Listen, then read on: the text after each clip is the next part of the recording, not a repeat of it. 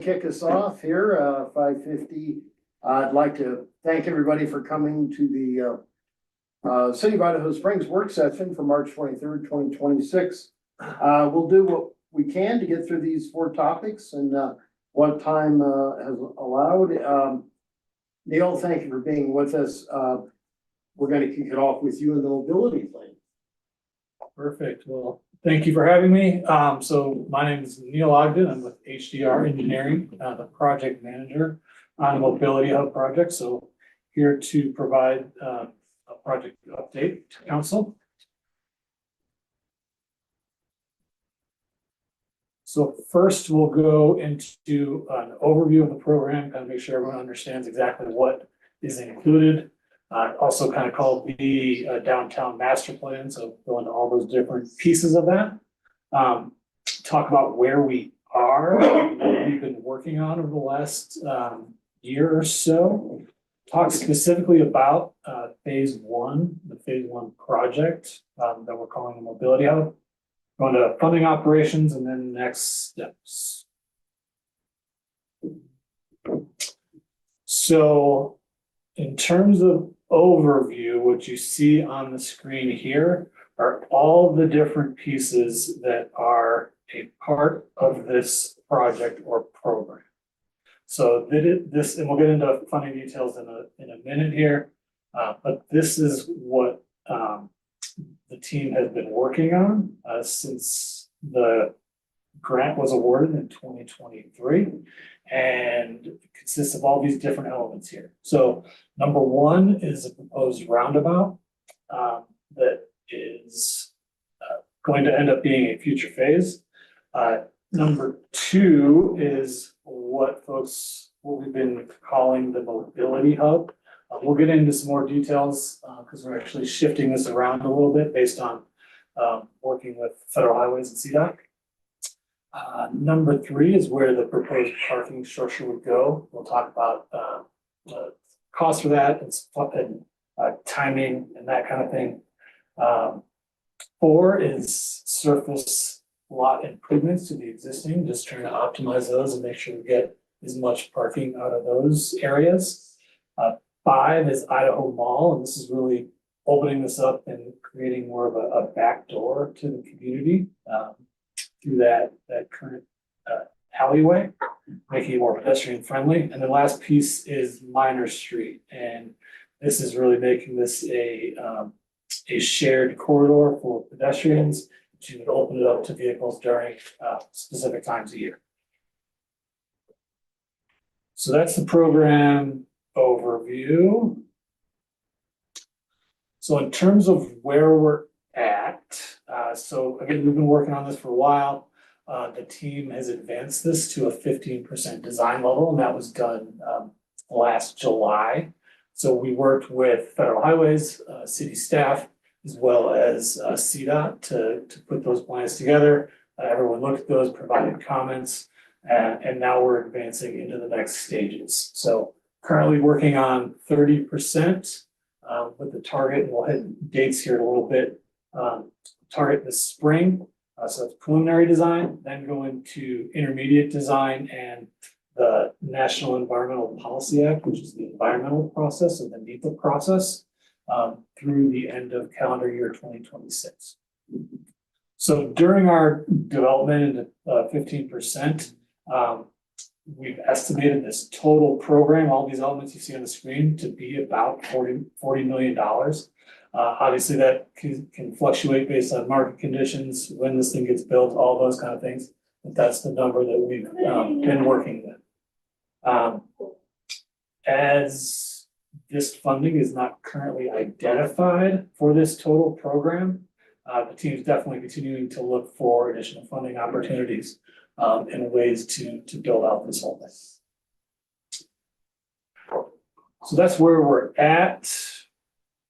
In terms of where we're going, we're looking at an initial phase, and it's really focused on areas 1 and 2 here, and we'll get into more details here in a second. And this is going to be funded with identified Senate Bill 267 funds, which are a CDOT funding source, and had been identified in their planning documents. So right now, city team is working with CDOT to finalize a grant agreement to commit these funds for this phase.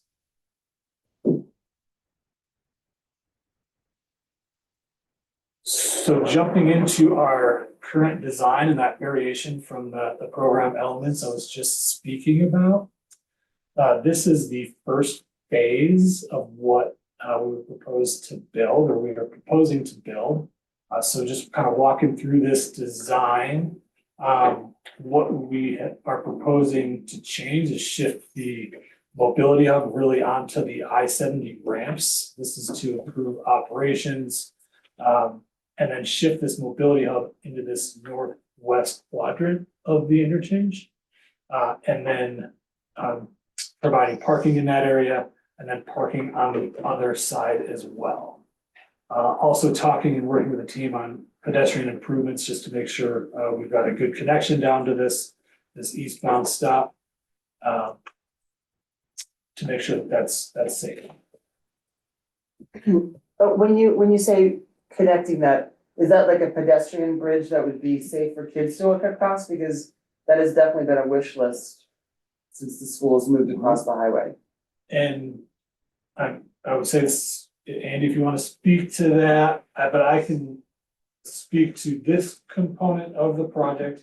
Is just proposing like potentially like lighting on that sidewalk, maybe a shelter over that area, just to be a more protected walkway, right? But those design details haven't been finalized. To answer your question, it's not a separated bridge at this time. Yeah. So Kate, the pedestrian bridge is still a desire. It's not part of the design with this particular project. We did some conceptual design on the ped bridge a few years ago with HDR. And we requested funding the last couple of years through Congress. And we just got notified that our application is moving forward this year. Yes. So that's not going to provide all the funding, but it could help us get the design done, and then we can go after some construction funding. So Maybe the school could help. perhaps Isn't it ultimately we their asked them for a letter of pedestrian? support. We're gonna do a So bake sale. the goal is to eventually have a separate pedestrian bridge. Gotcha. That's the desire. Short term, at least as far as this project and what we have funding for right now, it would be trying to make improvements to the existing bridge walkway with lighting and perhaps those, a like- cover. It's not ideal because people still have to cross the on and off ramps, and that's what we'd like to avoid. But at least what we have money for with this project is to make some improvements to that crossing. So it'll help, but it's probably not where we want to be in the end. Is there any plans for any railings along that bridge? Like that would separate The the traffic. sidewalk from the, We could certainly consider that as part of the design. That would be, I think, I mean, I'm we just do have a thinking kids of- walk Maybe a over from the low schools. guardrail or something like just that. thinking of the littles, there's a lot of littles that walk over Yeah. there. You know, and I worry about them. We've been talking about what can we do with what we have, short of building a new bridge, which we don't have the money for. What can we do to make that crossing better? So. I agree with Kate, it'd be nice if we could get money from the school, but that's just. Yeah, so I think that's good, and I think we can definitely look at what kind of opportunities there are to improve that connection. I hate to beat this dead horse, but No, one more you're good. thing I've never seen this anywhere else, but do we have a crosswalk that says, like a flashing light at both sides? Do we have one of those so that if you're crossing from the south side over to the bridge, that there's some sort of flashing light as you exit the highway? Today there is not, but I mean, that would that's be- another item that we could consider in the Both design. sides Yeah. both sides, yeah, I mean, Because we already have that in mind for the crossing there from the west parking lot where the transit center will be to the east parking lot, crossing 13th Avenue right there. That's certainly Right. an area. We have a crosswalk there, we have signs, but I think we'd want more there to help protect pedestrians crossing. okay, thanks. Yes. Yeah, and definitely part of the project is improving this intersection, right? And that connectivity for pedestrians, vehicles, that kind of thing. And Neil, I think we could consider maybe some, push Yep. cross, Yep. flashing lights for crossing for pedestrians at the on and off ramps. I think that's another possibility. Flashing beacons for Your sure. water's out here. Jasmine, Um, you know, but she also wants. okay, so I think that covers the design details on this. Definitely wanna cover that this is, again, this first phase. It doesn't preclude this roundabout in the future and the rest of the parking, or the rest of the mobility of elements, right? So that'll still be advanced to the 30%, to the 60%, and through the environmental process. Last one on here wanted to hit was, we do anticipate some right-of-way needs as part of the project. And so that's something that we are looking at, and typically we evaluate at that 30% milestone. So as we get to that 30% milestone, we'll have full understanding of what the additional property needs would be. There is a prescriptive process tied to the federal funds. It's called the Right-of-Way Uniform Act, and that is something that we'd be working through that process with any impacted parcels.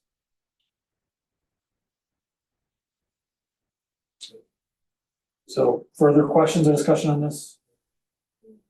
Okay, keep going.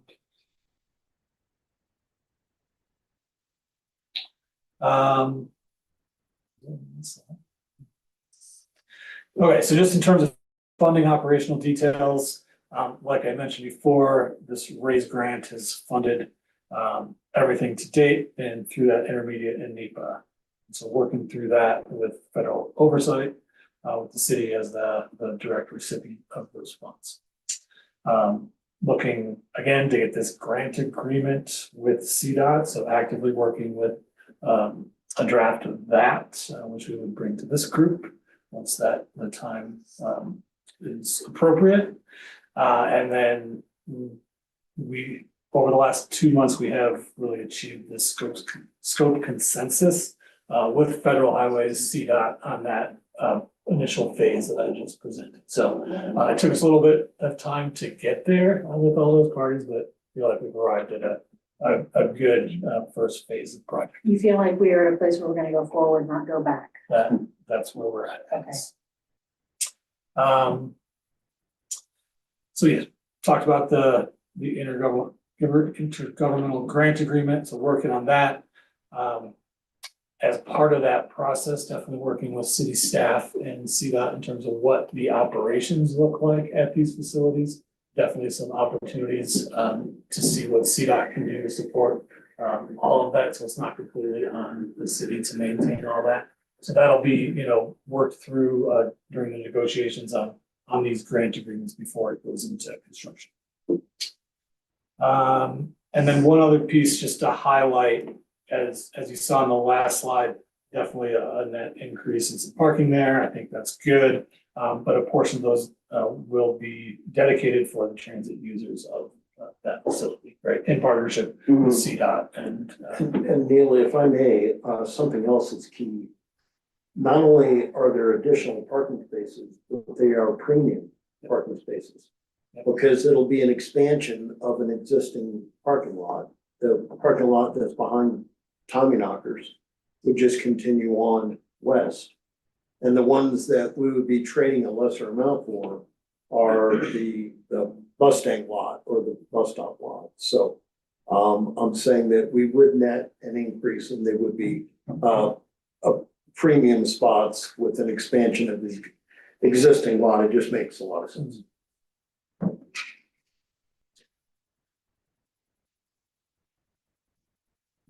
So just wrapping up with next steps. So like I mentioned, advancing everything to 30% this spring.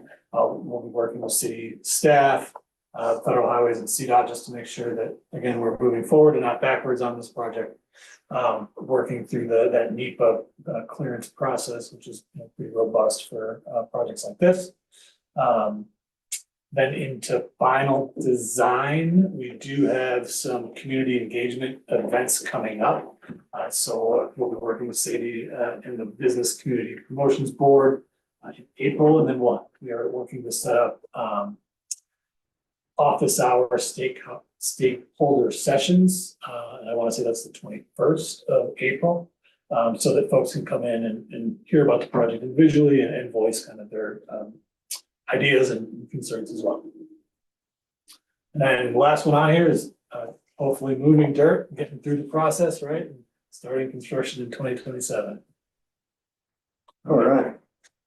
Neil, I'd like to go around and just see if council has questions for you, as well as Andy and Guy, in case staff had questions as well. Lisa, you want to kick us off? Yeah, I don't know if this is so much for Neil or for Chuck. I really think as part of these community meetings, because I've had some questions about it, we need to give like 5 to 7 minutes. Let's talk about the grants that we thought we were going to get, and then the grants that we are looking at, because there is some confusion about that. There is. You know, about what we thought, and I mean, I've tried to tell as many people as possible, hey, look, that big old grant did not happen. Are you talking about the building? Yeah, like for the parking structure, Mhm. so people, like, I think people have not realized that we don't have that, they're just like, oh, you're not building the parking structure. What are you doing with all the Well, what are you gonna do with all the money? Is what And, the- and is the Lisa, if I response. could pile on, the 6.3 million that's in this SB 267.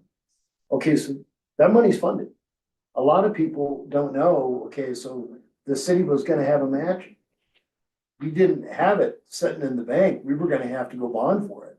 So it wasn't money that we had just sitting Lying around, yeah, right? And people would ask the same question, well, what are you doing with the 6.3? We've never had the 6.3.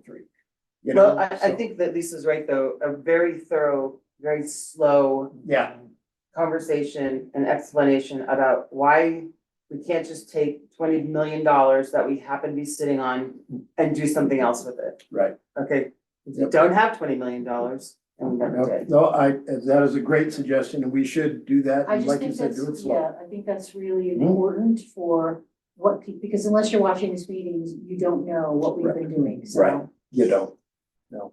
Sharon, thoughts? One thing that just popped up in my head because my parents need it, a handicap parking spots, how many do we have? And do we need to have like a certain amount Mhm. of parking spots per everything? You do? Okay. Yeah. So I was trying to see like, okay, there's some over in front of the Elks, there's one on Colorado Boulevard, there's one in the main parking lot. I was just trying to figure out where they all were and We are Whatever the over, library. we are over the minimums. It's too bad that Dylan isn't with us because he could probably tell you off the top of his head, but I do know that we are over the Okay. minimums. okay. Kate? Actually, I don't have anything other than what I've already mentioned, but I just had a idea. Why is it that handicap parking spots have to be designated? Why can't a handicapped person simply park wherever they And want? they can't. And they can, do Yeah. they know that? I didn't know that. Cause a lot of times they're closer to make it like mobility from the car to. I get it, but I'm just saying if like if you, I mean, I don't think handicapped people should pay for parking either, just as an aside. But I mean, if you have a handicap parking decal, why can't you just park wherever you want for They free? can. You can. Oh, not for Since free. when? Not for free, Okay. but you can park anywhere. I had no Yeah, idea. you Well, don't- obviously, I've never had a handicap decal, so I have no idea. But that's good You to still have know. to pay for parking, but you It can is. park anywhere, but it It just is. makes it easier. Absolutely. for my- But I think maybe Get to the we shouldn't make highways. handicapped people park and pay. That would be it's up to you guys, that would be easy to fix if council wanted to make that a policy, that is something we could easily Going into the institute if future, you that's wanted something to to. talk about. I mean, it kind of makes us, we already are unfriendly with our parking, so maybe make us a little friendlier with our parking. So anyway, that's all I had, nothing. Andy, Guy, any questions? No, I'd just like to reiterate that the next step in the process is to bring back to council at a work session the scope for this first phase. So we just wanted to make sure that council had an update at this point to know about this consensus that we've reached with CDOT about what the transit center will look like, what those improvements look like, because it is different than the It is. direction we were headed Yes, it initially. is. You may remember we had the turnaround there. And CDOT, after a lot of discussion, wants to go the route of slip ramps. Now, that's not quite as convenient for users, because if you're going eastbound, you need to cross the bridge. If you're coming from downtown, for instance, you have to cross the bridge to catch the eastbound bus. But for their operations, it's a lot quicker than coming, off the exit into town, around the block or around the loop and then back out. So most of their stops in the Mustang system are slip ramps, where you just come off the ramp, you pull off to the side, you drop off, pick up, and then you move on. So we again, it's state money that's going towards this project. It's not city money, it's not federal money, it's state money, and it's for their, to establish a mobility hub or / transit center. So we just said that we want to make sure that that crossing, as you've already brought up, is as safe as it can be for pedestrians, whether it's lighting, whether it's a barrier, whether it's a cover.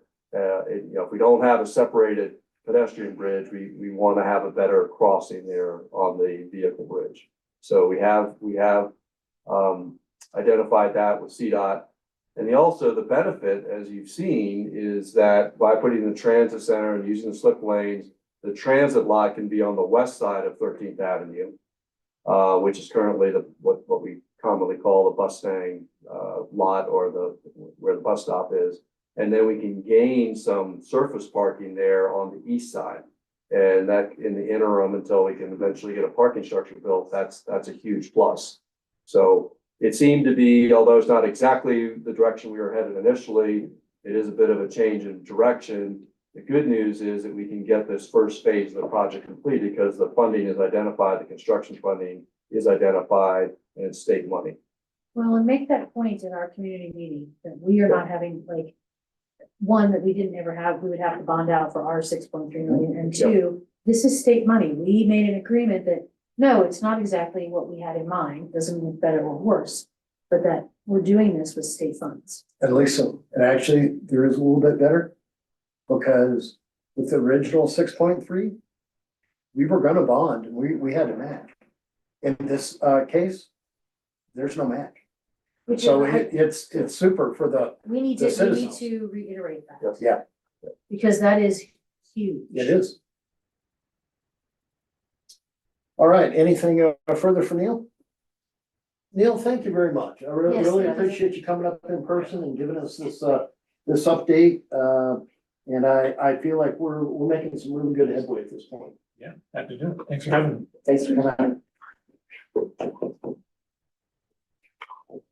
And next up, we are gonna talk wayfinding with the wayfinding update. And it's another pretty darn good update. I know you got a lot of signage in your packets. It was a very extensive update in your packet. Copies to share as well as we walk through. Yeah, I'm lonely on this side. Come on over. You okay with neighbors, Mayor? Yeah, good. Yeah, neighbors are welcome. Thank you. You have the council members for the day. Besides, I need a Nobody quote, wants so that. we'll swear you. Maybe just for a day, right? Yeah. Sure, it's Sadie. Oh, I don't know, that's what you have on my desk for sure. Room.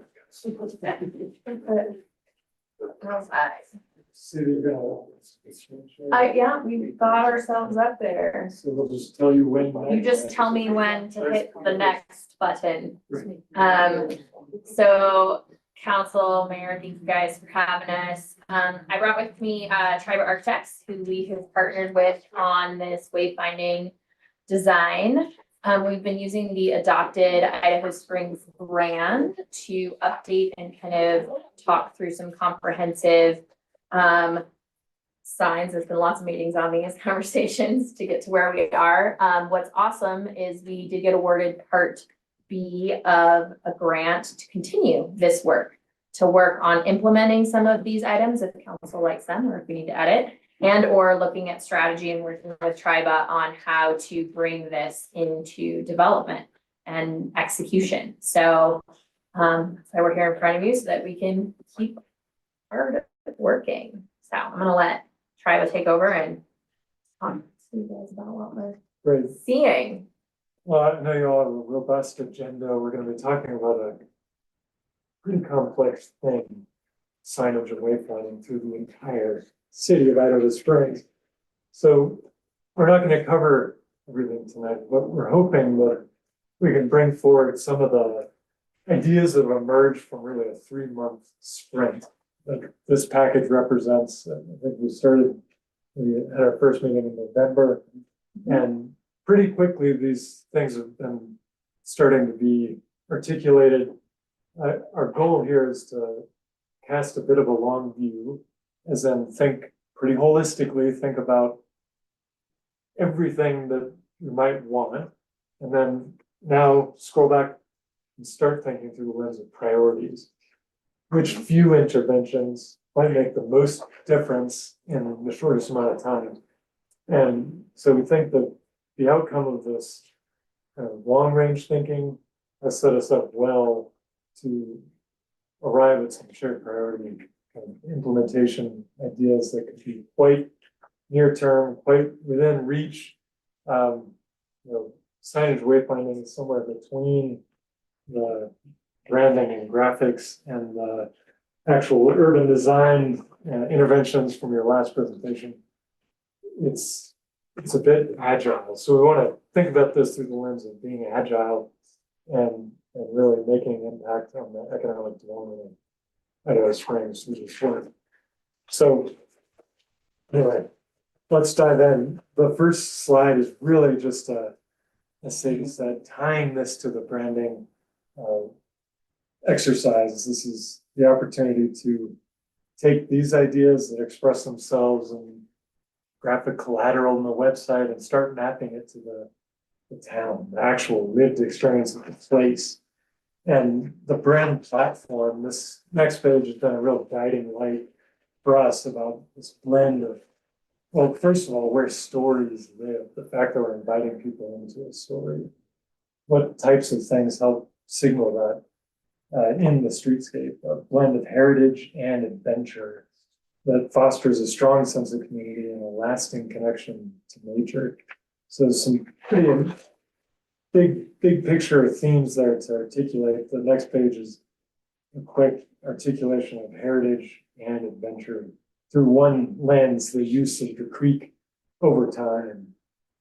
It's just interesting to recognize that this is evolving, the place that the use of the landscape is evolving.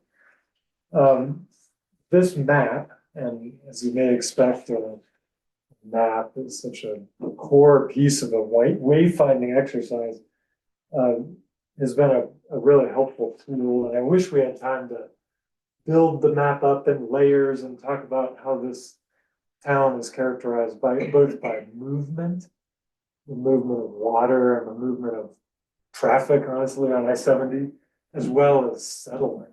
The fact that this is a place to live, like really a home for people who live here.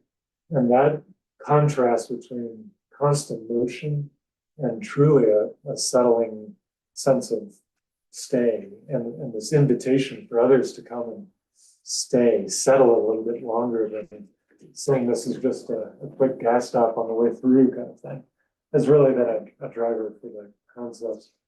The color coding here, I think you can see Minor Street in this brick red color has a few companions. And what we mean by that is that there are more reasons to stay emerging in the city of Idaho Springs as offerings come online. Some of those offerings are deeply rooted in historic things that have been here a long time. For example, the Argo Mill and Tunnel has been here a long time, but quite suddenly it's got a greatly expanded set of experiences to offer. The Indian Hot Springs, again, foundational, and yet all this energy to make that a super viable thing to do. And so the elements in red, the Heritage Museum, we see those as some of the, maybe in that broad category of attractions, things that we want people who stop at one of these to know that the others exist. So really working to strengthen the network between those has been a big driver. We're also recognizing that there are a park network that exists throughout that composition. Some of those are more community-oriented parks. Some of them are very much about visitors coming to have a pretty remarkable experience. For example, on the new Virginia Canyon Mountain Park trek trails. We're also cognizant that there are just good foundational civic anchors that make up the city. Things like the schools, the recreation center, even the public library down at the end of Minor Street. And so suffice to say that, as I opened with, this is complex, but we're working to balance the needs of people who live here with the needs of people who are being invited in to experience Idaho Springs. Josh, pass it to the Tom. On the topic of movement, we also worked with the county to get some of this data, some impressions, people passing by each of these points throughout the calendar year of 2024. So this is kind of a snapshot in time of a year, but it gave us some interesting data on where people are coming into town, where they're traveling. We're seeing almost 6 million out of the east end off of that first exit. And I think, as we all recognize, part of our task here is to pull some of those 6 further west toward Minor Street to these other attractions. So looking at these numbers, we can see how that's kind of breaking out between kind of 2.5, 2 splitting at that break at the Visitors Center between Colorado and Minor Street, and kind of looking at each of those side streets, which gives us some insight onto how people are finding their way from Colorado to the parking and to Minor Street. And maybe importantly, the elephant in the room is that 28.6 million people on I-70, the big blue circle that doesn't even fit on the page. Right. And recognizing that part of this effort is about doing more people off of that stream. Yeah, and so this is data that we can say, okay, this is how things are at the time. We can change and use this system to direct people where we want them to go and keep them away from other parts of town that are more just residential, local only traffic. And then in the future, we'll be able to test this and see how it changes. So what's the strategy to get people off the highway, to get people engaged with these various experiences? It's to lean into what Idaho Springs is, as in be unique, be Idaho Springs. So we really are working to create something new, a new system of sign elements that is undeniably of this place. So some of the observations on page 7, simple things like the stamped out street signs themselves and the interesting little finial at the top of the street sign, or the fact that even from the early days, people have been beckoning, come. So ocean bath, we love this enormous wood sign that's got ungainly supports and this sign that's too big even for the support.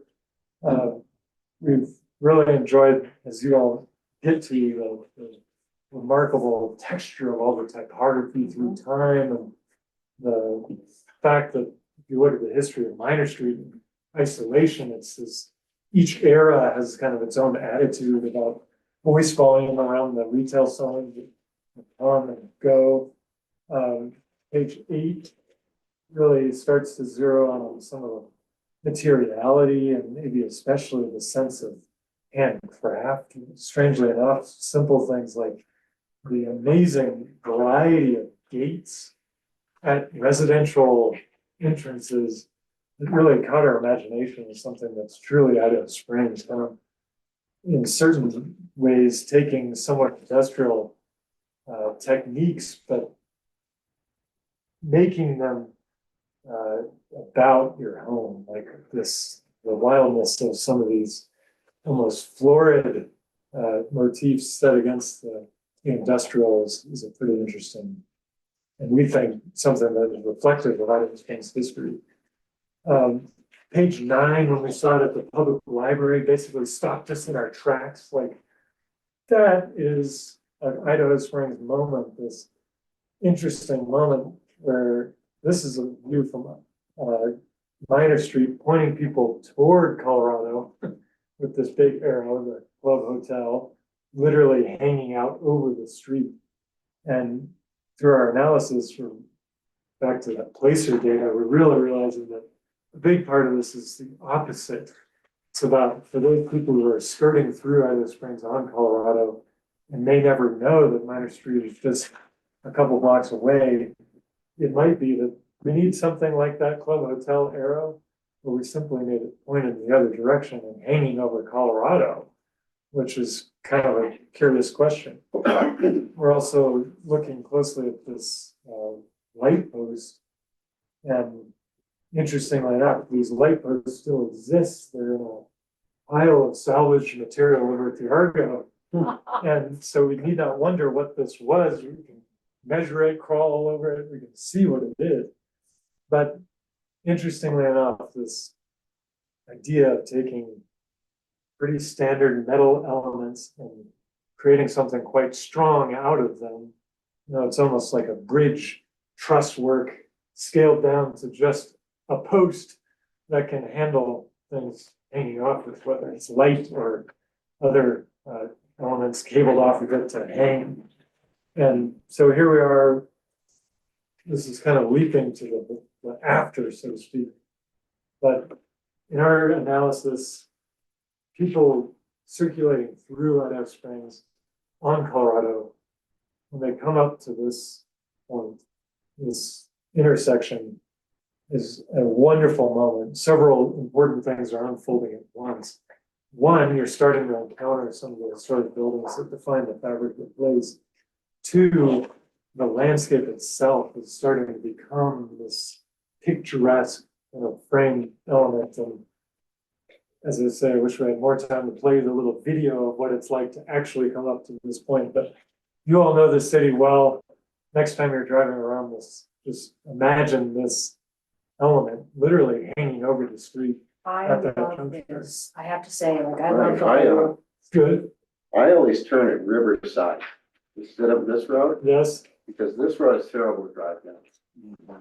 Yeah, If you come down Riverside, right in front of the new police station, we've Yes, talked about almost that. makes sense that you just kind of cruise down Colorado Boulevard and like right down home.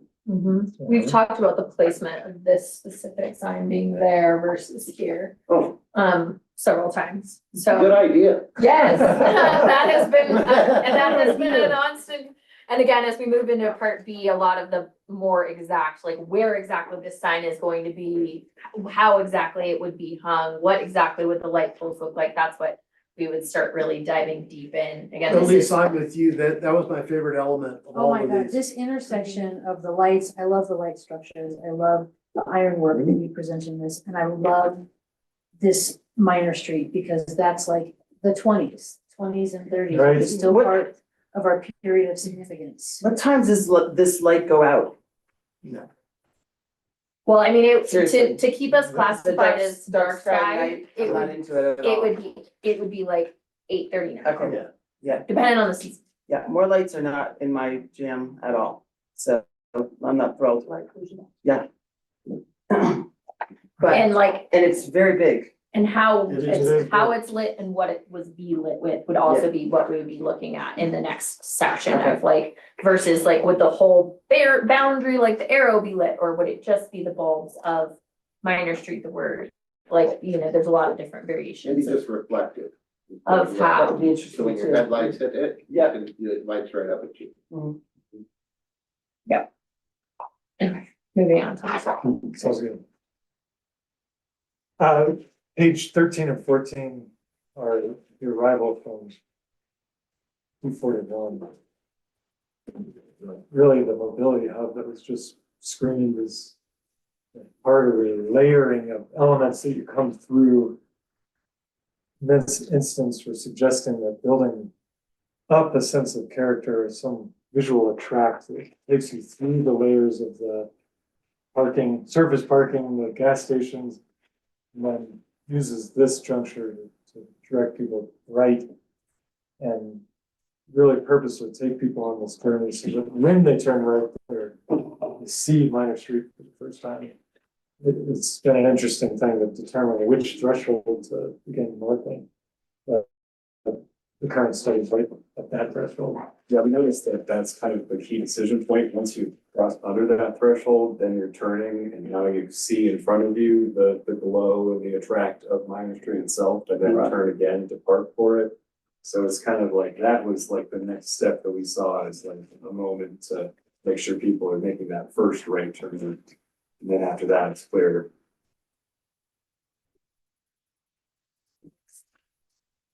So, page 15, other end of town, other exit. One idea would be to reuse familiar and existing monumentation elements. This is the thought of building some infill panels that use this shaft element to bake in a new sense of identity for the East End. So you're welcoming people both to Idaho Springs, but also signaling that this is a subpart and you can keep exploring to find the other subparts. Yeah, we can talk about New thought around. when does Idaho Springs want to announce that you've arrived in Idaho Springs? And we really like the idea of building outward from the historic district, from Minor Street, seeing that as kind of the core, the heart of the experience that we're trying to, the story that we're inviting people into. And so that's kind of thinking of that working outward. And then as we get back out to the exits and then ultimately the highway signs, you know, that's kind of, you know, important, but really wanting to put the focus at the center of town here. I also like the idea of giving the distinct areas of town their own identity, because they do have their own identity, and I think for a long time, we've been very focused on downtown. With East End, we saw that our last meeting, East End is just as viable and as important to this town as the downtown is. So to me, giving each piece of town its own individual identity is, I think, very important, very positive. Great comments. Thank you. As I know we're burning through time, I want to be respectful of that. Should we keep going or let you ask questions based on what you're picking up? One thing I want to draw council's attention to, just because I know it's something that we've had a lot of call for and asked for, and I'm trying to find it so I can tell you which page it's on. Where's the entry part?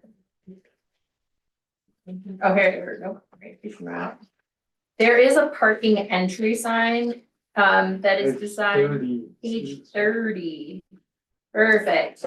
Parking zone entry sign, and this is something that Andy, and Guy requested we add into this. It's something that's asked for quite a lot, is Yes. orienting people into the paid parking system and placing these at some key locations around town, both our brand as Idaho Springs and clearly branded with the Park Idaho Springs brand as well, to again bring in that recognition and this be something that people see kind of right away as a part of it.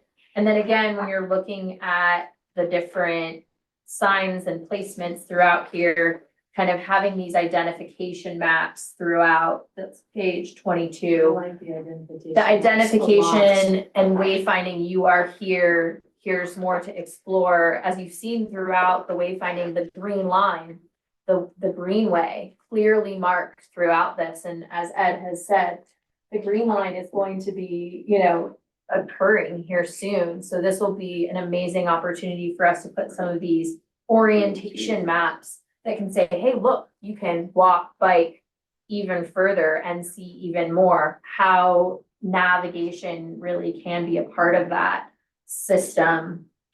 And again, I think a lot of what we've heard a lot from the feedback and the stakeholders was this ability to kind of see the consistency in all the different systems, that they look integrated into one, the park regulatory signs, the park identity signs, so that again, people are knowing this is one complete system and they understand again how I always tell you guys, I do Idaho Springs right. This is a great way for us to start telling and letting people know how we like to be treated as when people are visiting us, making sure that it's clear to them when they start seeing that consistency everywhere, they understand the same rules will apply all over. It's part of the branding and messaging story that goes throughout when you're thinking about changing people's behavior or helping educate people behavior. I think point you all toward 32 is a summary sheet. It's got all the typicals on one sheet. I will say I really like the branding. I like the simplicity of the branding. I like the idea that this ties it all together and helps people through something. That's been one of the biggest complaints that we've heard is that people are not moving through town in a way that A, makes sense, and B, allows our residents to still move through town. I don't know if that's what you guys have heard, that's what I hear. What? I'm sure that's what I've witnessed. But also just the wayfinding, because we've heard a lot about, we don't know where the heck we're going. People cannot find the water wheel. I don't know what that is, but they cannot find the water wheel.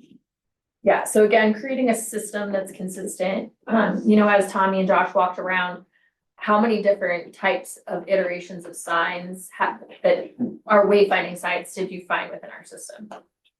Not a surprising amount, as in, we know that this is layered over time, different generations get to be at the helm at different times. So I'd say it's normal, and we're interested in how to build on the very best of what's been done. Could there be really simple interventions, like maybe a couple of the signs can be made just slightly new by a little intervention, so I think there's some really great intentions that are still visibly evident, for example, around the Heritage Center and this goal of interpreting Clear Creek County as a whole and up to Mount Blue Sky as a scenic drive. The paint unfortunately is now, seen its age, but the intention is still the right stuff. So we see this as a real goal of picking up and keeping the ball going on good efforts that have characterized this place for a long time.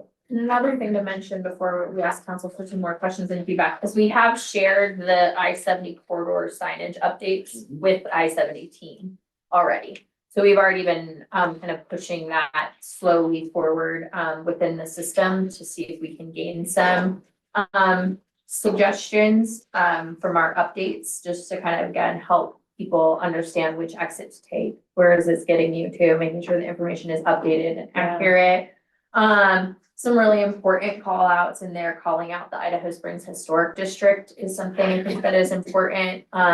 Those kind of different items. It does seem like we're getting that way. We'll see how it goes, but I've made some forward movement in that conversation already. So that's just an update for you guys as we've been having those conversations. Right. Any other questions, thoughts, reflections? All right, council have any questions? All right, well, I will thank you for a lot of hard work. Yeah. This is a tremendous packet, by the way. That is very, very well done. Is it for public consumption? Yes, it's been to the Business and Community Promotion Board. It's been out and shared about. We're just finalizing it. This was done through the Colorado State Tourism Grant, so it will go to the state. We'll be submitting it, and so it will then be shared that way as well. And then if council adopts, we'll keep moving forward and start again digging into the nitty-gritty of what does this actually cost? Where do these signs actually go? Who are our partners in manufacturing? Really digging into like what do we need to execute right away, such as the parking entry signs, getting those up and ready to go as soon as possible. So. All right, sounds real good. Mayor? Yes. I might add that there is an action item to formally approve this.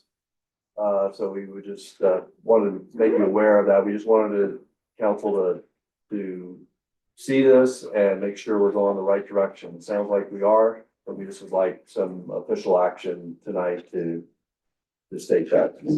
The other thing I might mention is, that you'll be seeing more information on is the wayfinding along the Clear Creek Trail Greenway, the Greenway Trail. Because, I think you've heard before that there's an effort with Jefferson County to do standardized wayfinding along the whole, Clear Creek, Trail. I think they're actually gonna call it the Clear Creek Trail. So, that will certainly be integrated into this in some way, but there will be, there is that wayfinding that's also occurring through. And Dylan has also seen this and has shared Yep. this with that group as well. So they have already kind of seen the direction in which we're hoping to go, which is to again create these directional maps within each municipality of the Greenway. That's kind of their understanding, is that once you're within the municipality of the Greenway, the municipality has a little bit more say onto what things. We can personalize it. They We can want some personalize it. standardization, Yeah. but we can personalize it through the city. And other communities have done that in the greater metro area. Yep, so it just, again, this creates an opportunity for them to kind of see where we're at, so that what we've been told is we're very in alignment with what they're looking at as well. All Yeah, right. we've been thinking of it as the Greenway, like I-70 is another great audience for us to speak to, invite into the story. So anticipating wayfinding along the Greenway, that's a continuous countywide system. Our signs then, point at key intersections to people on the Greenway, then show you that map of like, yes, you're on this Greenway, you're headed through town, and here's all the different things you can stop and do and how to get Invite you there. off the Greenway, almost like, highway, come off the Greenway, these are the things that are just steps away, is the instruction. All right, well, One final thing, Mayor, if I may, as was mentioned, there, we might, our first signs will likely be with council's, okay of this formally tonight, is the, managed parking signs. As you come into the city, that was part of the parking management, contract with Interstate. And so we said, here's an opportunity, it's already something we plan to do as part of the parking plan. Let's go ahead and try the new, concept on these signs. That would be down at exit 241 and exit 240, at least initially in that area. Yep, and Triba has given us some suggestions on placement Good. for those based off of visibility and again, data. And the wording might change just a little bit from what's on here. It might not be exactly that, but it would be that concept, yeah. So. all right, well, thank you very much. Can't thank you enough for coming in. Like I said, excellent work. Beautiful. By the way, I And do like I do like the sign, guys. I just, Lights are important. I hear very, you. very Yes, big, very big deal. And you're gonna get a lot of pushback from those neighborhoods where they're sitting in. So if we have some sort of time that they would go out, that'd be yep, great. I agree. And I can go super fast. Sadie, yeah, I guess you're gonna be like speed talking. I'm always saying the same thing, so luckily Downtown activation. This was great. Thank you guys. yeah. Yeah, thank you. Hi, welcome back. Well, this is that time of year where we're gonna talk about, CODA and the Minor Street Activation Plan. Wonder and I have met a couple of times and, as well with city staff to kind of, again, formalize this same process as we did last year and the year before. I'm going to create a Minor Street Activation Plan that covers from the close of Minor Street to Minor Street reopening, and anything happening in that falls under our activation plan, which activates the CODA and helps us streamline and take burden off of Wonder with having to do a bunch of stuff she doesn't need to do. What is CODA stand I was for? just about to say, give you just a quick refresher on CODA? Yes, so CODA is Common Consumption Dining Area. Nice. And this was a state legislation passed during COVID, and we adopted it, and all it really requires is for us to have an activation plan, which essentially says when as a city, we're saying it's okay to walk around with an open beverage within the barriers and where within the boundaries of the district. And I heard you guys speaking earlier, but we've never had any issues. It's been a pretty successful program throughout the course of doing it. The business owners are crying to open Minor Street / close Minor Street sooner. Everybody this weekend was like, can we close it tomorrow? How about tomorrow? Anybody about for tomorrow? It's always gonna be great weather like this. Yeah, Probably is. However, what we have done is wanting to give all the restaurants proper notice to build and order what they need. So I don't wanna close Minor Street and then all of it sudden have it empty with nothing happening on it for 2 weeks. So I am recommending we close Minor Street earlier, April 20th, which is a good 2.5 to 3 weeks earlier than we traditionally close Minor Street. I have spoken to all the restaurants on Minor and everybody is in full support of that. Everybody's ready to go. They would then have the first full weekend of Minor Street being April 24th, which could align with some other big things happening in Idaho Springs as well. So it would kind of be a good time for us to do that. I am also suggesting that we keep Minor Street open longer this year, and not reopen it to traffic until after the Thanksgiving weekend. We do the holiday ramble and it, even if the weather is awful, we've noticed people will be out and wanting to be out and about. And we have been getting calls from the businesses to keep it open longer. So my suggestion would be from end of April to essentially end of November, first part of December, weather dependent. I heard there was some interest about what's happening around Rapid Grass. We've done a lot of redesign and reconceptualizing of Rapid Grass, and what's currently under consideration is a fall festival featuring Rapid Grass, where we would spread Rapid Grass throughout the entire Idaho Springs town. We would have small activations that would be included in your ticket price, such as a concert at the top of the Argo, something at the ball field, something downtown, something maybe in the library park. Maybe spreading Rapid Grass out a little bit more to make it again more beneficial to the town and a shared burden between the Business and Community Promotion Board, the rec, and the festival itself. All three of us would be working together to co-produce that event. The first weekend in October is our current TBD on that. Is that later than it was last year? August is when it traditionally is. It's no longer going to be at the ball fields as a full festival at the ball fields. And so we've approached it, the Business and Community Promotion Board is taking on some of that as a signature event in collaboration with the rec. So the rec is still fully participating. It would just be a little bit more different style event, re-envision how we see it. Another event we're kind of looking to re-envision and expand a little bit is the borough races. And closing 16th all the way from the Moose to the Elks for borough races and creating a family fun zone and creating more of an activity around the race instead of just the boroughs running down Minor and then everybody just wandering around. There being things for people to do while they're waiting for their racers to finish. Working in collaboration. Borough races would still be filling out their own special event permit for their race. I would just be closing 16th.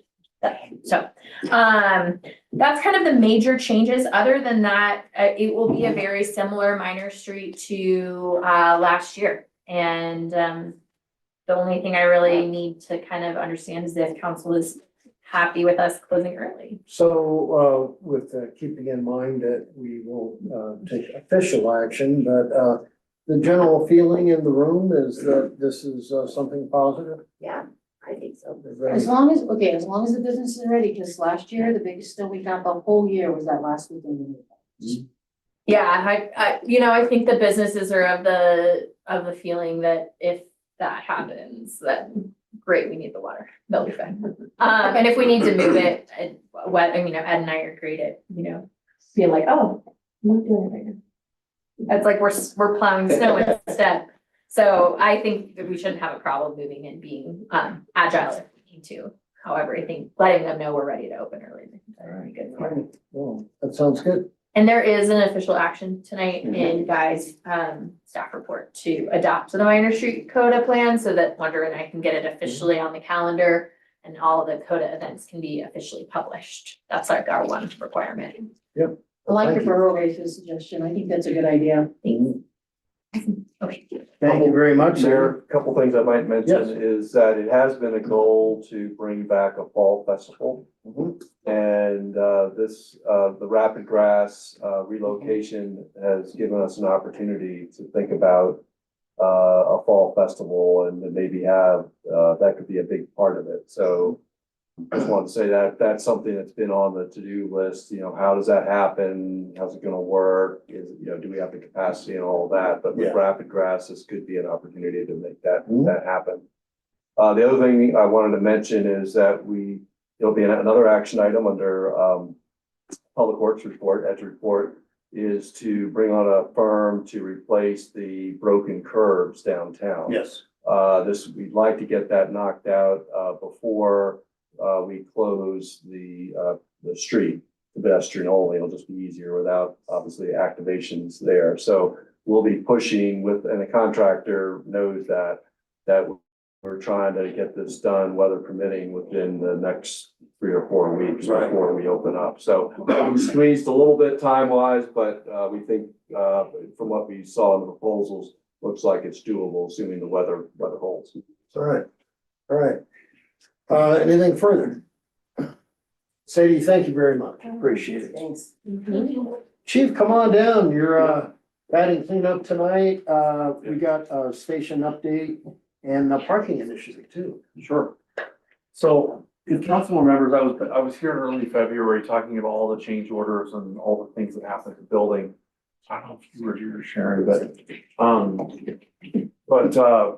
so we have to take formal action on those change orders. And so since that happened and I gave you the update, there's been more change orders. So that's on the action items. So I wanted to make sure that I was here to answer any questions, if there were questions about that. But also, in addition to that, one of the things that we've really kind of uncovered with the parking issues and, needing more and more parking was an opportunity for us to look at whether or not we can actually add an additional 6 spaces on the north side. And so the team actually looked at, I would say, 12, if not more, different iterations of the way that we could try to add parking with this project. One of the things that I did discuss with Andy and the mayor was using parking enterprise funds to do that so that we don't escalate further costs on the police station project. And from what I understand, there's funds available to do that, to potentially do that. So Would they be since we're not reserved going, only for the police station? no, it'll be all public parking. And So- that's on the where north side, right? Lorraine did weigh in. There's a lot of space there. a lot more She than- said that was a legitimate use of parking funds. Okay. Yeah, so basically, we'd be expanding that curb line. And we looked at all different types of designs. We looked at having it on the inside of the parking like where the police parking is and police station business parking. Along with this is what we landed on and recommend is putting them along Colorado Boulevard, we'll have to move the sidewalk closer to the police department. We're scrunching everything down. So there are some costs because we had already designed everything a certain way.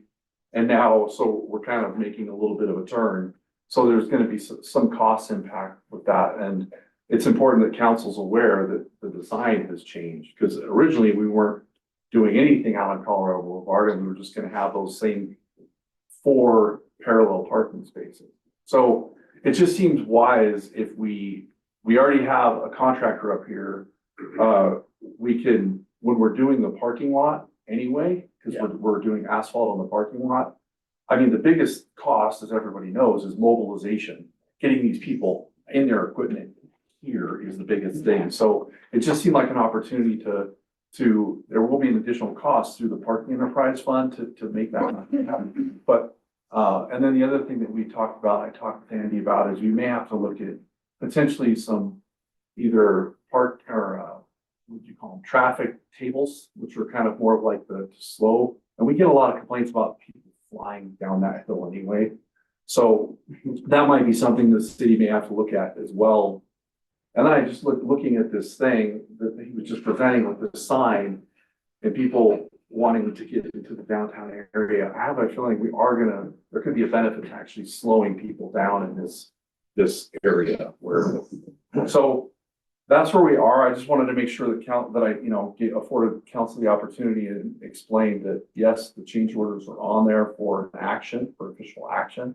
And then also this parking idea to see if there was any real heartache or headache over trying to move this way with funds that are available through the parking enterprise fund, which is, you know, obviously what people pay when they pay to park. So I just wanted to, No, I walked over there, I Present think that. it's a great use of that space. and we just had, we should have our survey to us tomorrow to the group. They really wanted to go out and make sure that there may have to be just a slight shift in the lines there to afford enough space. But it's just, as we all know, we're just limited on space. And so you're trying to scrunch everything in and make it so that, you know, so that it's safe, but you also, you add that parking, Put a couple of so. those rocks in the road right there, urge people to slow down. I was thinking spike strips. You have to leave now, like a roundabout, but it's an F. Just traffic calming. Yeah. Exactly. You'll get So called. if anybody had any questions, I just figured No, thank you. Well, and Chief, you had given us a good heads up on change orders, you know, and Sure. just all the different things that come down when you tear into a building that's been modified and had several uses over its life. That was, it just spoke volumes, you know. well, if anybody has, we are doing a time capsule, in one of the Oh, yay. walls. Nice. Yeah, so we're gonna do that on Wednesday at 1 o'clock. So we're putting together our annual reports and patches and different things that we can put in this time capsule. Can someone video this, So- please? I can't be there, I wanna We see can it. definitely do some photographs. Oh, what else can we put in there? But That's such a if great anyone had any idea. ideas, or we could talk offline, but that's one of the things that we're gonna do, and so our most of our staff's gonna be able to attend that, so it's really getting exciting. That's The awesome. walls are up and drywall is going up. Yeah, yeah, very good. All right, if there's no questions for Chief, I would ask everybody to take 5. And we'll convene back here about 7 o'clock. Thank you. I know it's still here. All that's like. We're so nice.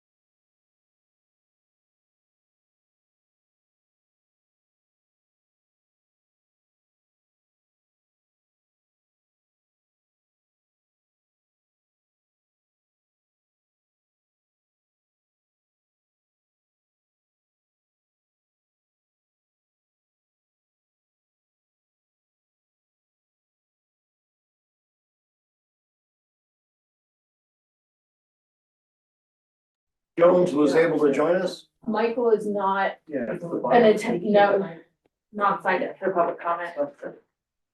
So those are just folks watching. You're totally fine. I'm gonna stand while the, And For it's the back budget being, it's back live streamed now. Yeah. There. whenever you're ready. Okay, all right. Hey, I'd like to welcome everyone to the regular city council meeting for the city of Idaho Springs for March 23rd, 2026. And we'll call to order 7:01. And I'd like to start off with roll call, please. Sharon Basis. Here. Jim Clark. Lisa Manifold. Here. Kate Collier. Here. Janine Mariani. Mayor Pro Tem Jeremy Jones.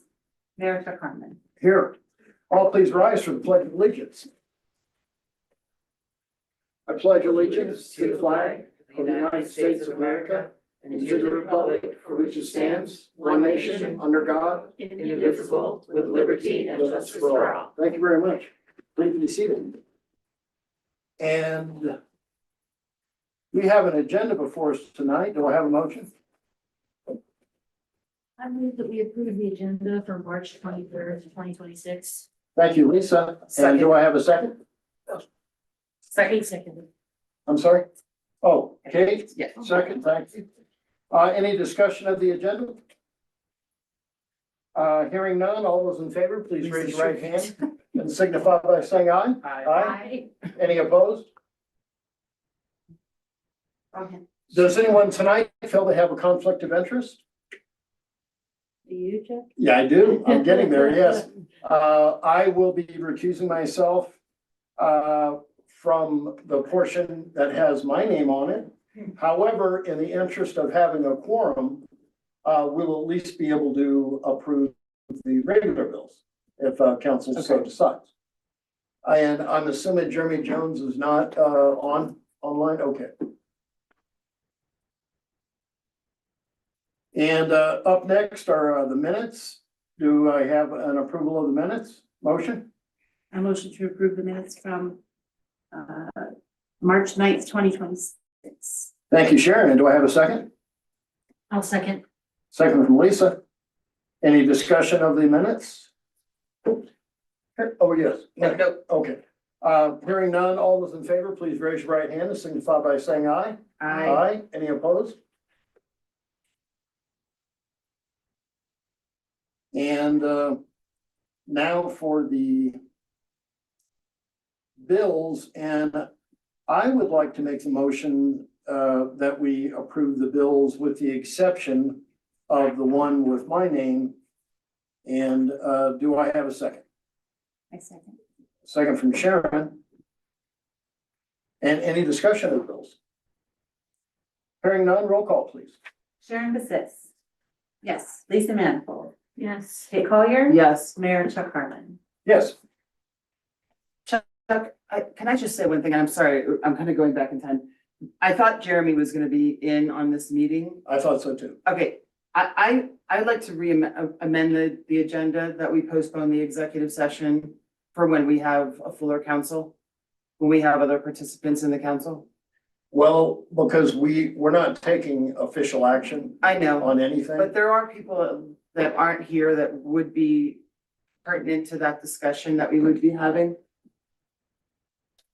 Anybody else? Any thoughts? I think you're right. I thought Jeremy, and I think having more people here for all the pieces of the executive session would be good. I do.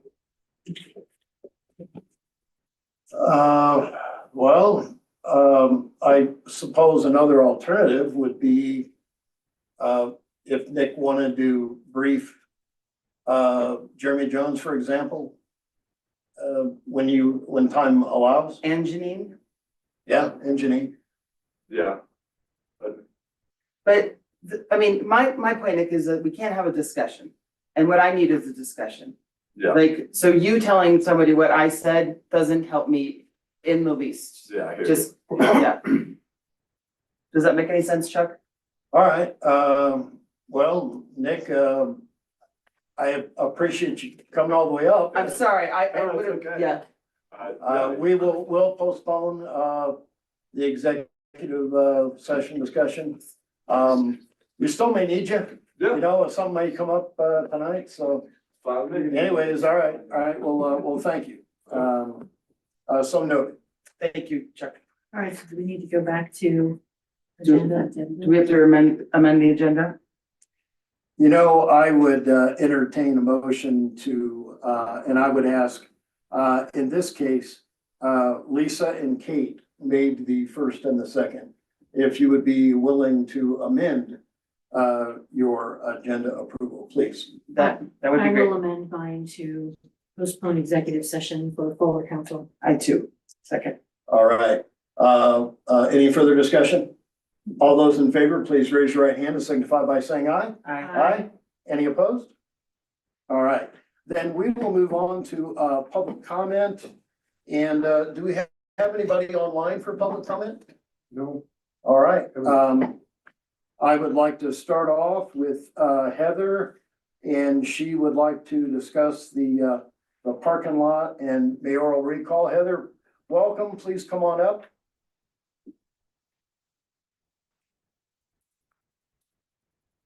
Will you please state your name and address? Heather Campbell, 1521 Colorado Boulevard, Edward Springs, PO Box 3005. Thank you. And I would just say, for those making public comment tonight, it's 3 minutes, and please, don't be, offended if there isn't back and forth with council. Normally, there's not, but we're glad to have you here tonight, and, please feel free. Heather, go right ahead. Okay, just so everybody's aware, my husband is also signed up directly in case I need 4 minutes. Thank you. I did see him on there. So, on March 18th, I sent the city council, a letter with a couple of attachments. And I want to make sure everybody was able to access all of the photos from the photo link. So I don't know that I need to reread the letter. It's in the agenda. The big thing is that the city is allowing an illegal commercial parking lot to operate, and has since it opened on July 3rd. And we're at the end of our ropes with this. It has destroyed our privacy, our home, all because the conditions of the conditional approvals were never that you made. Sorry, let me get this. The conditional approval that was sent to Kirk Levy and Craig Levy on November 27th have never been followed. This is the only legal document in the discovery that I had to pay $167 for. And this is the only thing that matters in the entire 787 pages of discovery. There's never been any other amendments to this, and it clearly states what had to happen in order for the parking lot to be open. And none of those have happened. And so that's why we're at the end of our rope, and we're writing to formally notify you of our intent to recall the mayor, because we don't have any other recourse. We can't recall the administration for what they did.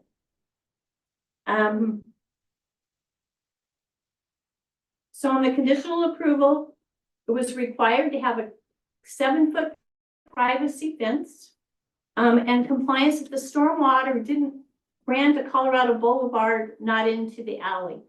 Clearly from the photos, all of the water runs into the alley. We've had a giant 5-foot area that the city, I didn't request it, but the city repaired it for us. That was lovely, including the giant pothole that is back there.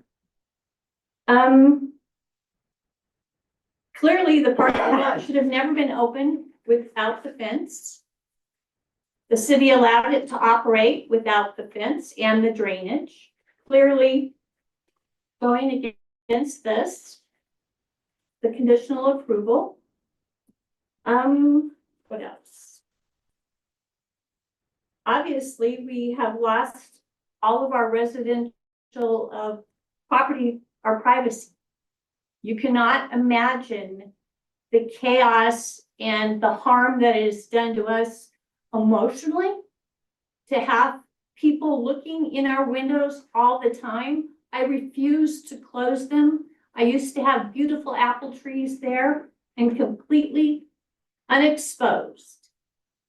That has been ripped off and gone, and that 7-foot privacy fence protects me, the resident, 5-generation residents in this community who do amazing things. I'm appalled by that. I have to tell you, appalled. Obviously, besides the daily emotional stress, diminish our entire property value for residential property. Who wants to live next to that parking lot?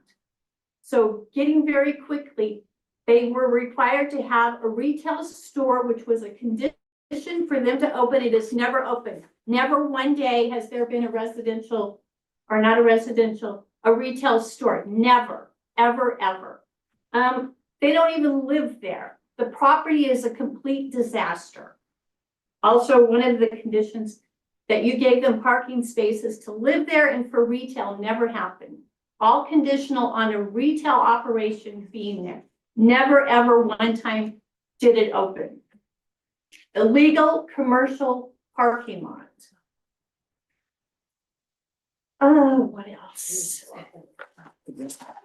I'm not going to read the whole letter. You can check it out in the agenda. I've asked before for somebody to do an audit on how this happened. Somebody just, we don't have to follow these rules. We can do whatever we want. I know you need parking, but not at the expense of my home. A legal commercial parking lot. So we don't have any other place to go. We had to pull this information from you, pay money to have it done. We're not lawyers, but we do know that we have a piece of proof that you totally went against what you said. That's your law right here. These are your conditional approval for what has to happen on the property. None of that happened. You're very aware of it.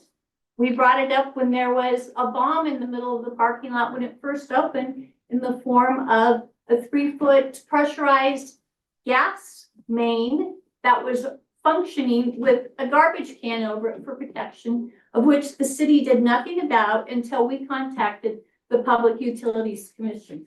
Another fail on the city of Idaho Springs with this parking lot. I'll just conclude.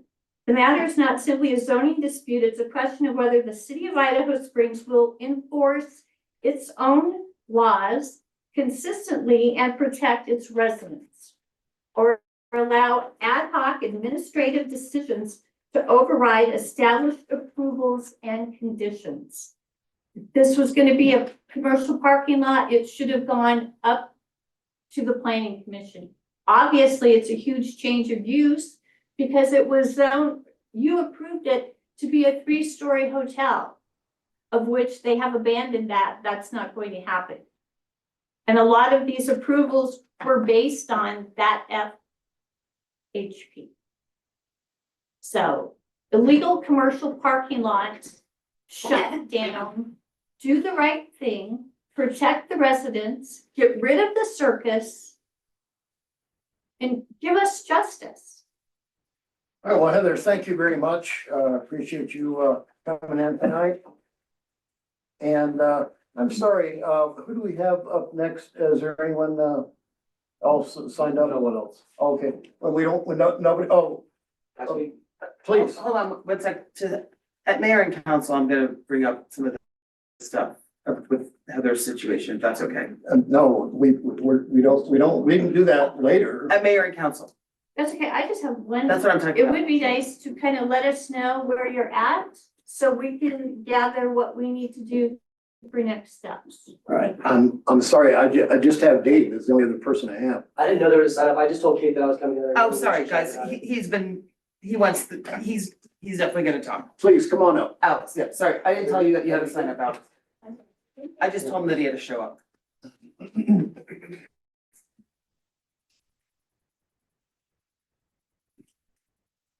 Now, you probably heard me earlier mention, it's 3 minutes, and please don't be offended if we don't have a back and forth. Normally you don't. I got it, Kate told me. Can I get you to please state your name and address for the record? Yes, my name is Alexander Bushnell, live at 2117 Wall Street, P.O. Box 585. I'm Kate's neighbor. Thank you. Yeah.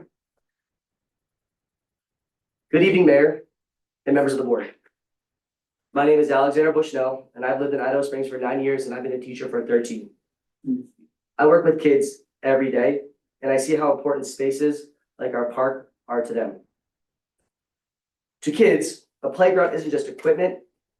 It's where they imagine, where they build confidence, and where they just get to be kids. And right now, that experience is incomplete. At Courtney Riley Cooper Park, one of the slides has been missing for 9+ years. That's an entire childhood. There are kids in this town who have grown up, gone through elementary school, and never once had a chance to play on it.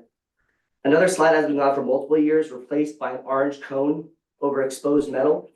And the third slide has been out for about 6+ months due to a crack that could have severely injured a child, something that sat there for a long time before it was finally blocked off. So when kids go to the park, they don't just see a place to play. They see what's missing. They see what's broken. And whether we intend on it or not, that sends a message. Now, at the same time, the city has allocated substantial resources to projects that don't serve families and children in the same way a safe, functional playground does. And this isn't about criticizing any specific project. It's about recognizing a pattern. That's a priorities issue. And it doesn't stop there. There's a school bus play structure in the park that's missing key parts, making it hard, even impossible, for kids to even use it properly. These problems aren't hidden.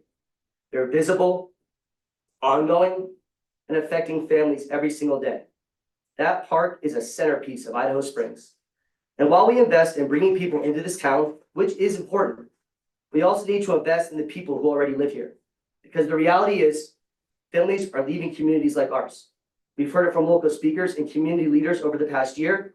There has been a significant decline in the number of children and families in Clear Creek County over the last couple of decades. And if we want to reverse that trend, we have to start by taking care of things that matter to families now. Families deserve a safe, functional place for their kids to play.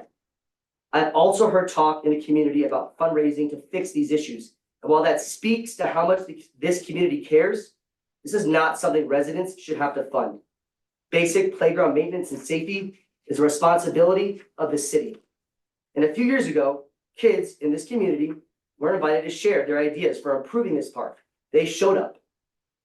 They gave input, and nothing came from it. So tonight, I'm asking for something simple and reasonable. Bring the slides back. Fix what's broken. And provide a clear timeline for when that will happen. Because at this point, this isn't just about playground equipment. It's about priorities. It's about follow-through. It's about whether we are truly taking care of the kids and families who call this town home. Thank you. Thank you very much. Thanks, Appreciate Alex. you coming in tonight. And do we have our finance officer with us tonight? Not tonight. Okay, all right, then we will move to resolutions. And we do have an ordinance first reading. Do I have a motion? I move to approve ordinance number 6, series 2006, an ordinance adopting by reference the 2024 editions of the following codes: International Building Code, International Residential Code for 1 and 2 family dwellings, International Mechanical Code, International Fuel Gas Code, International Plumbing Code, International Energy Conservation Code, International Swimming Pool and Spa Code, International Property Maintenance Code, and the 2023 editions of the Colorado Model Electrical Ready and Solar Ready Code and National Electrical Code, adopting amendments thereto, repealing all ordinances in conflict therewith, stating the penalties for violating the same, and making conforming amendments to chapters 18 and 19 of the Idaho Springs Municipal Code. Thank you, Kate. That was a mouthful. Do I have a second? I'll second. A second from Lisa. And any discussion? This is all what we talked about last, 2 weeks ago. All right, then roll call, please. Kate Collier, Yes. Lisa Manifold. Yes. Sharon Sis. Yes. Mayor Chuck Harmon. Yes. Thank you. Don't have any ordinance second readings tonight.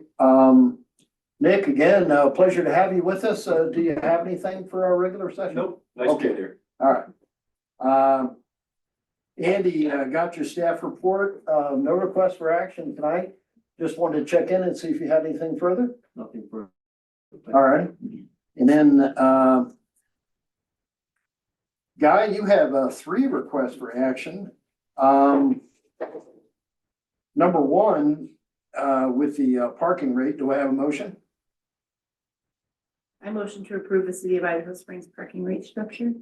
Thank you, Sharon. And do I have a second? I will second. Second from Lisa. And any discussion? Going back to what Kate had mentioned earlier about the possibility of handicapped parking spots being not having a charge. Right. Is that something that we could say so that she could implement it pretty easily with the stuff that she does? Is that something? that we- You know, Sharon, we we, talk we about? absolutely, can take that up. It won't be part of this. Okay, But, we You can absolutely, amend it. we absolutely can take that up. What's your thoughts, just out of curiosity? My thoughts? Yeah, Is that it is, such an inconsequential number right, that it wouldn't hardly cost anybody anything to just implement it.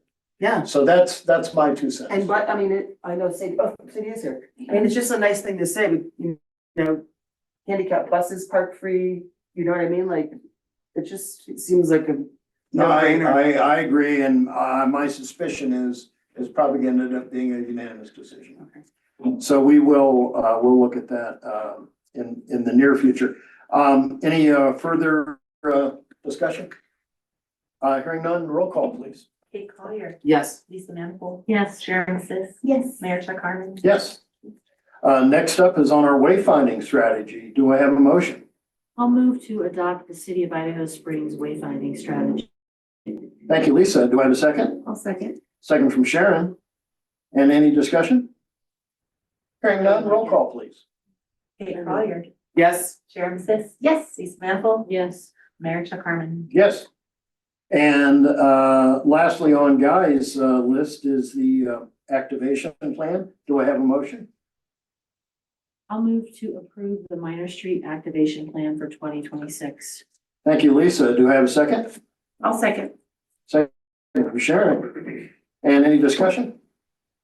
Hearing none, roll call, please. Kate Collier, Yes. Sharon Sis. Yeah. Lisa Manifold. Yes. Mayor Chuck Harmon. Yes. Hey, Guy, before we move on, just wanted to check in and see if you had anything further to share. Yeah. All right, well, thank you. Dylan is on vacation, but we do have his report with no request for action. I don't know, Dylan, you're not online, are you? Better not be. Okay. All right. He barely up for 8 weeks. Because I was going to tease, you're never going to be able to take a vacation again. Right. All right. All right, no, I'm kidding, just don't get abducted. And also, just wanted to check in and see if you had anything further to share with us tonight? Thank you, Mary. I don't. Okay, thank you.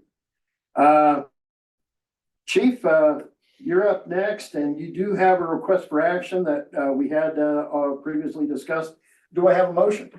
I will move to approve W.E. O'Neill change orders number 1 through number 10 for the new police station in the amount of $187,936 from the line item 21-00-7045. Thank you, Kate. Do I have a second? I'll second. Second from Lisa. And any discussion? Hearing none, roll call, please. Sharon Sis. Yes. Lisa Manifold. Yes. Kate Collier. Yes. Mayor Chuck Harmon. Yes. Public Works. Ed, you have 3 requests for action tonight. The first one is for the concrete curb. And Is that the one that Andy was talking about? yes. Do I have a motion?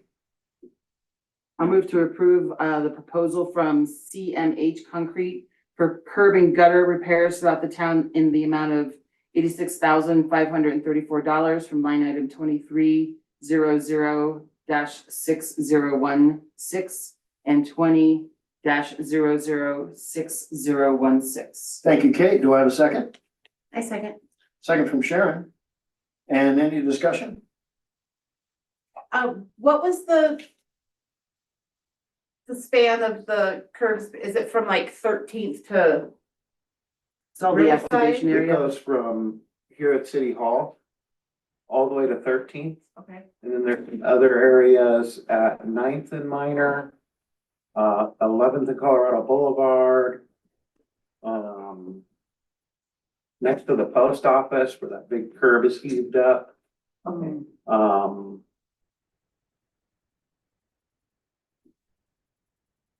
Something by the visitor center.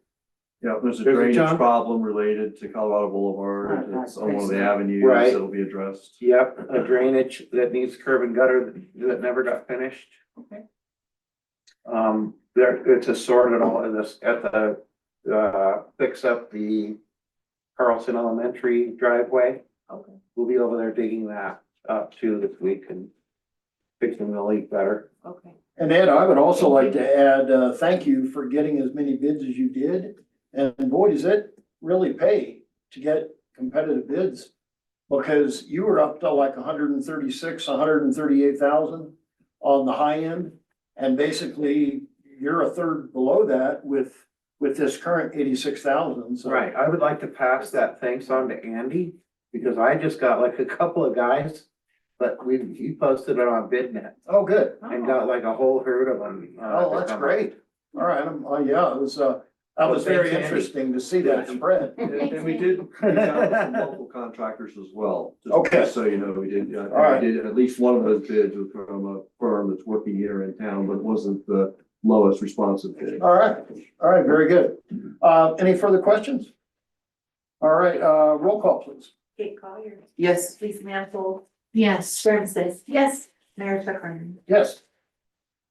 Next up is CRC Park Maintenance, and do I have a motion?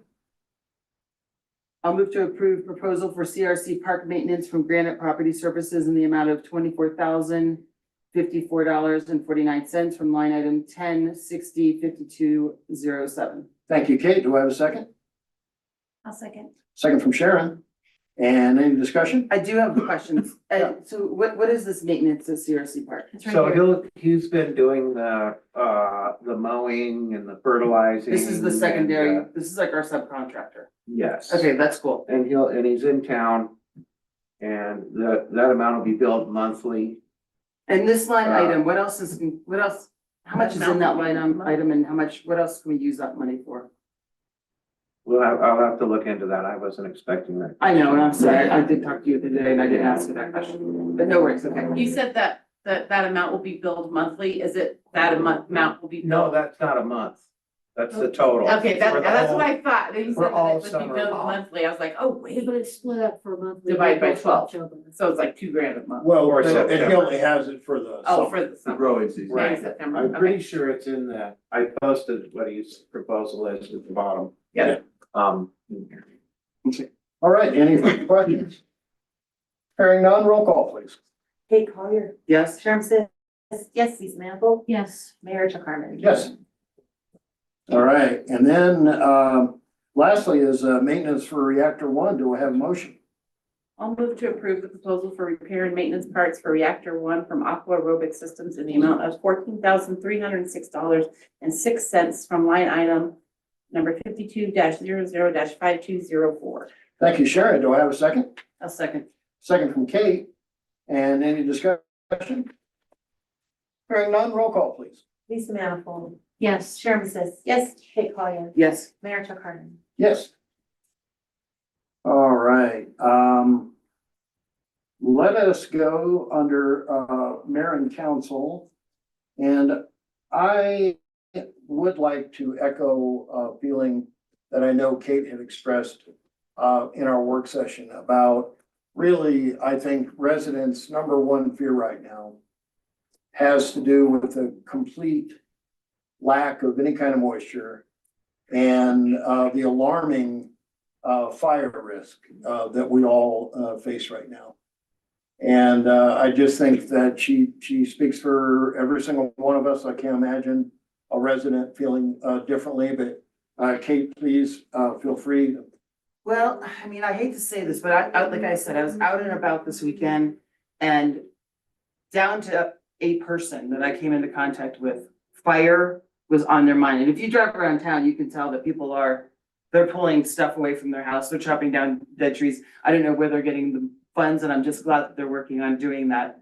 My proposal is that we have to activate a plan for water reserve, what's it called? Water conservation until further notice. And I hate to be the big party pooper, but I cannot see a place or a time when fireworks are gonna be appropriate this year. Simply one spark at this point in time, one cigarette dropped on just blowing down the sidewalk, I think could incinerate our town. So I'll take it on the chin, I'll be the bad guy that says we need to find another plan for 4th of July and we need to start with water restrictions immediately before people start spraying their lawns at 2 o'clock in the afternoon when it's 89 degrees outside. And I don't know how you guys feel. I mean, our yard is so dry that there's cracks in the soil, like literal cracks in the soil. There's nothing left in our backyard. It is one big cinder house. Cinder box, whatever it's called, that I can. I'm gonna echo what Kate said in that I am doing a lot of work of trying to mitigate the wood near my house. Thank God the wind blew all the pine needles, because that was next on my list. Because they sit right next to the house. But I also think, and last year, because I know Kate has brought this up every single year, I went to a 4th of July, like, a non-fireworks kind of thing. It was not, okay, I love the regular fireworks. It was not as bad as I thought. It was actually pretty, no, I did not go in with good thoughts. But it was not as bad as I thought. And I think if we're gonna have that, and God help us if we have any kind of wind. Like you guys, our wind has been crazy this winter. We've had no snow, it's too warm, we don't have any moisture, and the wind is bananas. Yes, it is. So I'm with you in this, that I am very worried about the 4th of July. We have a ton of people here. We don't have a great exit strategy. I know Jeremy's talked about it. I wanted to talk to Jeremy about that But tonight. if we he's had not to here. get the 30,000 people that are in here out of here quickly, it would be chaos. That's not only that, but on 4th of July, people are smoking outside. Obviously vaping doesn't matter, but they're smoking cigarettes outside. They're just more cavalier. They have been drinking. And then there's just the fireworks. The fact of the matter is there's plenty of towns in Colorado that are built on brick structures who have a fighting chance against fire. This is not one of them. This is literally the least brick-worthy town. I don't know what would be standing on downtown Minor Street, but I can't imagine many of them would still be there. And so for me, to be unpopular for 1 year or 2 years, but still have a town standing really outweighs anything else in my mind. So I don't know what you guys want to do. I know that you're all very pro fireworks. I have never been pro fireworks in my entire life, so I'm really Pro ready. Fireworks, but Holiday day. I'm also pro, like, not burn the town down. That's a bigger pro for me. All right, anything further on this topic? On this topic, no. All right, now we did amend our agenda, so we're not having an executive session. If there's anything further. Yeah, I wanted to bring up a couple things. One is, I wanted to let Alex know, so he can let the community know that we are looking into this. Ed, you want to touch on this a little bit and just kind of, I can give some, you want to I've give been us some back looking for like a year for replacement parts? parts for the set that's down there. And that company doesn't exist anymore, so we can't get replacement bits from them. So I've been looking outside of that. We do have some money available to do some stuff. Granted, the big project fell through due to outside funding. Well, But we do have some money to address exactly what he's talking about. Right. You know, and I think the plan's gonna be that we're gonna come up with some, some options of what we can do. And then we'll come back to council and see what you guys think about those options. Can you give a little backstory about the proposal of the grandiose? It's been a decade. It hasn't quite been a decade, Alex, but I I've been hear here you for saying. 9 years, that slide has been there for 9 years. But you haven't been here for 9 years and I have. So can you Hey, just, I have been here for 9 years. well, So, barely what- then, but let me just have Andy give you some backstory on the $1 million playground proposal 2 million. that was proposed to us and the absurdity of that proposal. So the thought was that CRC, the playground of CRC Park really needs a total rehab. Yes. You may Right. remember about 7 or 8 years ago, the playground equipment at Macy Ruth Mill Park was replaced, much smaller park. Right. And I believe some of the padding there as well, and that was about a $70,000 project, and that was 7, 8 years ago. So the thought was that due to the age of the park, due to some failing equipment, that it was really time to look more comprehensively at a plan to totally refurbish that park and even perhaps expand it. You know, remember that was also part of the planning process, is maybe not only just to redo the matting and the equipment, but also to expand the park with the space that we have down there over towards the greenway. So, but of course, we got, like with some other projects, we got sticker shock when it all came back with what it might cost, with what we would like to have there. It was over $1 million. So I think the thought now is, with our final slide having to be decommissioned because of the damage, that at the very least, we can look at some options, as Ed said, to making some interim improvements with the funding that we do have, because we're not budgeted for a big capital project at the park, at the playground park this year. But our thought has always been to not, you know, if we do a big capital project, we would pursue a grant to help us. And we've been pretty successful with that. You know, we could do a big capital project with the assistance of some grant funding, but we don't have that right now. So there's an urgent need now, with that last slide going out, to see if we can get the slide at least replaced, maybe make some other improvements. We do have our conservation trust fund. That's a separate fund. It's from the lottery funding from the state that's For parks. allocated for parks and recreation. So that has always been. It's like that's $100 been- grand-ish. That's about But 100 grand could We'll- actually go a long way in this Well, and what particular. we're hoping is, Andy, I'm just adding Good, on, good. is that that's half the story. Because we use that 100 grand for match against a grant, and we do $200,000 worth of work. Right. But do we have a grant that's coming? I mean, Not imminent. no, but- because right now the problem is there's no slide at the Correct. park. So- And it's dangerous. So that's Well, I think we'll get a slide. okay, well, here's like, let's fix the problem. Yep. Let's get the slides back functioning. And then let's have I think Alex has already volunteered online, at least, that he wants to be a part of the subcommittee that we had many years ago that discusses playground possibilities. And working with the city, seeks out grants and pursues that as your one focus as a community member. And I think there were plenty of people that wanted to join that board. I would really want them to come in, because these are young parents who are going to be the future of this town. And I'd like to have them see exactly the hurdles that it takes to get there, because it's not simply us going, oh, this is a problem, it's been a problem. Obviously, it's been a problem that's been overlooked for many years, but why was that a problem? Well, before we were cleaning up that area, we were building Colorado Boulevard, and there's 1,000 excuses that we have. But right now, we're ready to go forward and fix it and move on and start developing an actual big game plan. Is there any, because the playground is on Colorado Boulevard, is there any way that we could use some of the ramp fund? No, bummer. I was Believe me, thinking I'd the same love thing. to, but it's What gotta about be. Greenway? Cause I mean, it gets used wouldn't it be like part of the Greenway plan? Because it's right off the Greenway, like, does the Greenway have funding that they give to not accessory parks or things like that? Alright, well, I'm trying to Well, the think out other the thing, box. I'm gonna harp, I'm sorry, Ed. I called him and apologized earlier today I know. already. I'm gonna harp on. I knew 2 years ago, now Blake's 14. So he hasn't been over there and used that park in Probably a few years. in quite a few years. So I wasn't really even sure until Willie started bringing this stuff up last summer when I took over as director.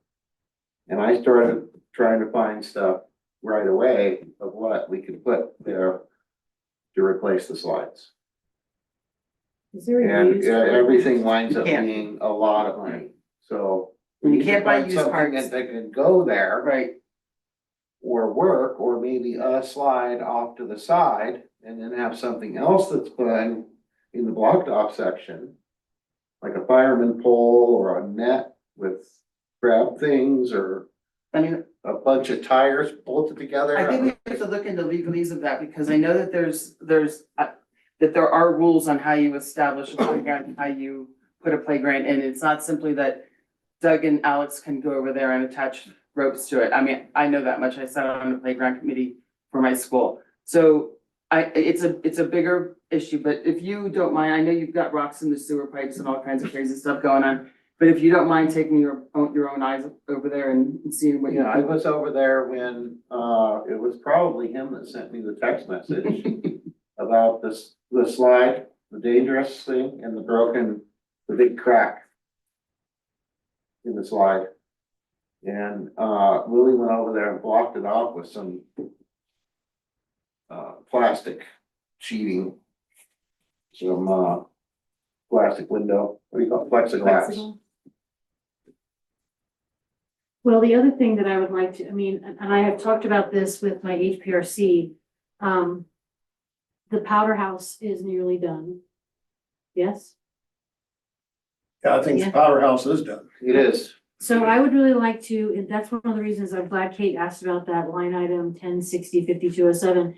You know, when I've talked to Dylan about what would it cost to turn the powder house area into an actual park, we need some parking, we need some picnic benches, and you have said, you've told me, Ed, and tell me if I'm wrong, because I may be, that we can make that into an area where kids can access water.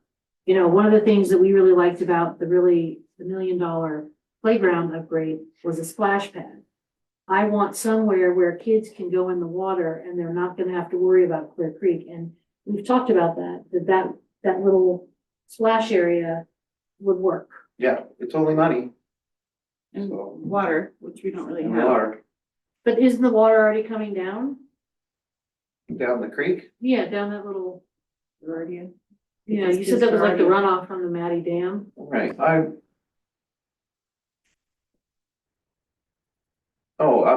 up at the powder house. Yeah, up at the powder Okay, house. yeah, there's already water there. Yeah, that's like, And there's we not, already have the right to use that water.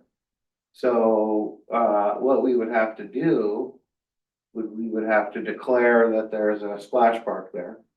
And then figure out what the evaporation rate is, and then release that at the reservoir. Of whatever it loss of water is.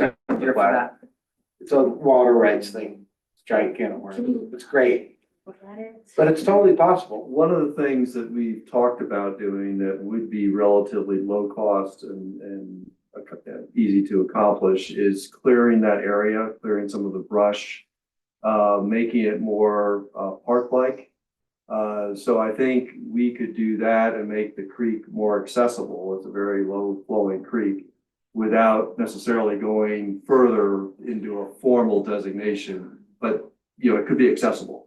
I would like it from to be there. accessible, because I know that, like, my kids, I've been up here for 13 years, my kids love Clear Creek, but I looked at Clear Creek and I was like, no. You're not Yeah. getting there. And I think that is something that we don't have any water features for kids. So this sounds like a temporary long-term fix, because the company that I sent to you guys, you and Ed today, they are not expensive playgrounds and they are not long-term playgrounds. But what they are, Mount Vernon just used that company out of Evergreen to build a playground for their country club. And so far, it seems to be very successful. If it's only like for 3 years until we can raise funds to completely rebuild Cooper Riley, then maybe that is an alternative to spend $50,000. It'll still be a playground, it'll still continue to be there, but perhaps we could figure out a way to have a little splashy area or whatever. But might be a short-term, long-term. Buying some time. Cause I mean, I myself, as you guys well know, don't like to do Band-Aids. I just fixing something that ultimately needs to be completely replaced doesn't really work in my brain. But if we can have an additional park where people can get to it, that does make a little bit more sense. Right, so the water at CRC would probably have to be drinking water. Because, Idaho Springs doesn't have the right to pull water out of the creek at that Right. location. Oh, no, but I mean, if we can't do, yeah, we've talked, and Jeremy act- said that, yeah. Jeremy actually said he didn't want people having access to Clear Creek from Cooper Riley, like he was like, Adamant, he yeah. was very, if you recall, he was very adamant about that from a safety Right, standpoint. I mean, the only thing that I could think of though is if we pumped water from Clear Creek into the park and had a fountain. And a bunch of things that spray in the air, I would like the that at kids some can get all point, wet but and crazy. I'm looking at what do we have right now that we can do that will increase park access for the people that live here. That's all. Right, Kate sent a beautiful website. Some things that seemed very inexpensive, They were. and I think one of them was called the Andrew. One of them had 2 slides, or 3 slides. slides, yeah. One had a racetrack slide. And then another one, and it was all half off. It was on sale, yeah. So if there's. And like I said, if this was there's a not- Space to put that in our existing footprint somewhere. That would bring our slides back and like a little other thing. Mhm. And then find some other stuff to do with where the slides that are broken off at, Right. or the broken And slides. they actually have, Or just put up a railing so they can. they have hook over the pieces edge too, or that, something. that, I just showed you sets. That was the link I gave you. And I want to thank you for getting in and explaining some of this. But also I shortchanged you where we did your 3 requests for action. I also wanted to ask you if you had anything further to share with us tonight. I'm sorry. Oh, how about the park? All right. I think we need to do something there too. I've got family that's got little kids that like to play in that park also. Yeah, So, and we know it needs, something needs to be fixed out there. It's busy space. People come up here with. And then the last thing, and it doesn't take much of a discussion, I think that for whatever reason, the fence at Heather's house, I personally, I agree with her that that business has never been in business. It was always legitimate. I don't know all the details of what happened and why it happened that way, but I think we've talked about the fence before with council. I think we need to move forward and just get a fence up. well, Kate just comes under what we would normally have covered in executive session, so I know. we will discuss that further, I promise. Okay, good, thanks. All right, is there anything further before we adjourn? No. All right, I want to thank everybody for their time tonight. We'll adjourn at 7:49.